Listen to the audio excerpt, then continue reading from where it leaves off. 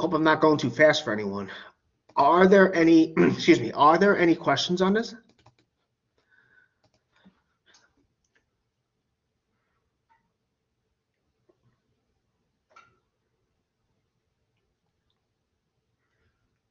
Okay.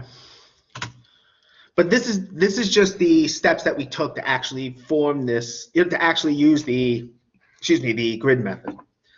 These are the steps we took. Okay.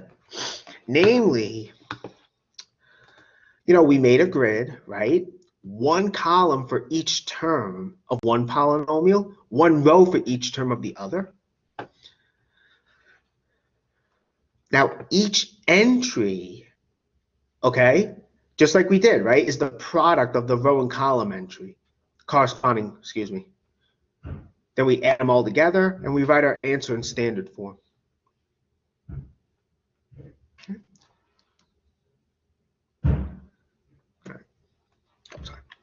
Okay. Again, these are in the notes. I emailed them to everyone. So,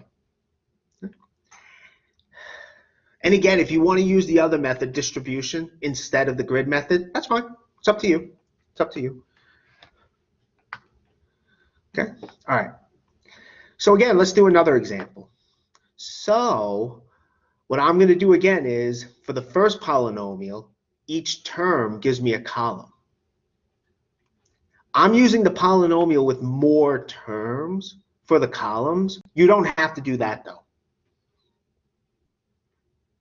I mean, here I'm using again the polynomial with more terms for the columns, right? And for this polynomial, the one with less terms I use for the rows. But again, you could interchange that. This one you can use for the rows. This one you can use for the columns. All right. So now that we have our table set up, we want to fill in these missing entries, the blank entries. How do we do that? We form products. We form products. So for this one, x cubed times x to the 4, right? We're going to get x to the 7. Again, you're just adding the exponents. But this one, we have x cubed times 6x squared, right? We get 6x to the 5th. Right? Again, you're just multiplying coefficients together. Here, the coefficient is not written. It's understood to be 1, and we're adding the exponents.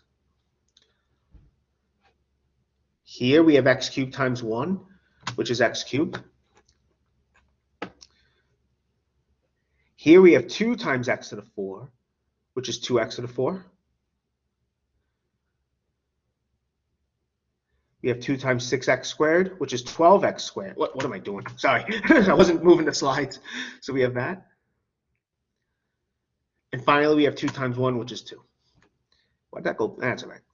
I don't know. These changed the bold. I guess I forgot to unbold them, if that makes sense. That's all right.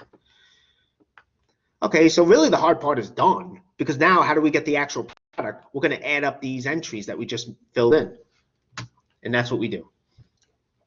And again, you want to try, any order you add these up is okay. And you want your answer to be in standard form. This one's a little bit different because you can see there's no like terms here. So that's all right. It happens. Okay, that was fun.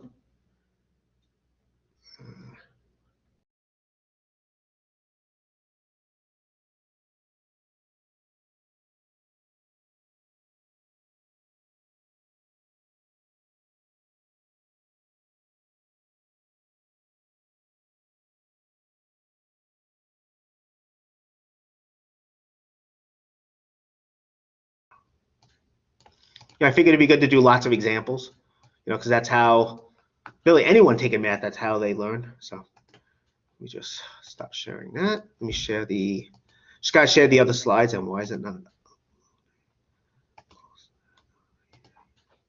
Hey, darn it. Come on. Oh, there we go. That should do it. Yep, there it is. Okay, here it comes. Here we go. Okay, so these are just more examples I figured we go through together. You know, that's really how we learn math. Not just you guys, but anyone, I mean, including me, when I was a student. So, okay. All right. All right. So here, what we have is another polynomial. We're going to excuse me, we have two polynomials we want to multiply. So again, what I like to do, okay, let me see, is it recording? Yeah.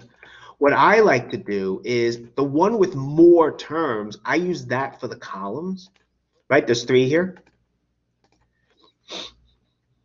The one for less terms I use for the rows. So each term, we give it a column. Notice we're including the minus sign. We're including the minus sign here. So x to the 4 is here, minus x cubed is here. Okay. So that's what we have. Okay. So now we want to fill in these entries, right? How do we do that? We just multiply. So we have x squared times x to the 4, right? Column and row, we multiply the corresponding row and column terms. We get x to the 6. We have x to the 4 times x. That's x to the 5th, right? X to the 4 times minus 5, we get this.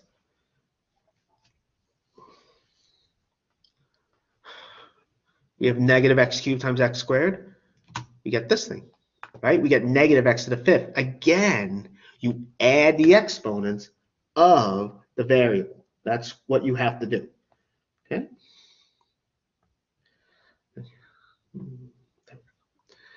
Okay, next, we have minus x cubed times x. Again, multiplying the row by the column term. Finally, we have this. Okay, that's what we get here.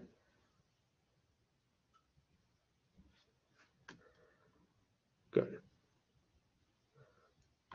All right.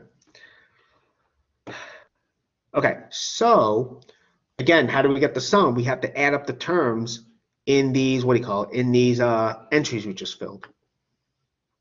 So we have x to the 6, we have minus x to the 5th, and x to the 5th. Notice on the diagonals you have like terms. Again, that can happen sometimes, but not always. Minus x to the 4 and minus 5x to the 4, right? And we have 5x cubed. Okay. And you can see there's some cancellation, not much though, but that's okay. We get this though. That's what we get. Okay. Are there any questions on this?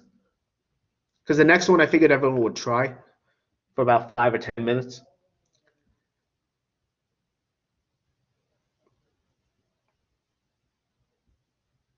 Okay, I hope I didn't go too fast. If I did, you know, just if I go too fast, don't be afraid to say something. All right, so for this one, I want everyone to try out. And what I'm going to do is I'm going to stop the recording. So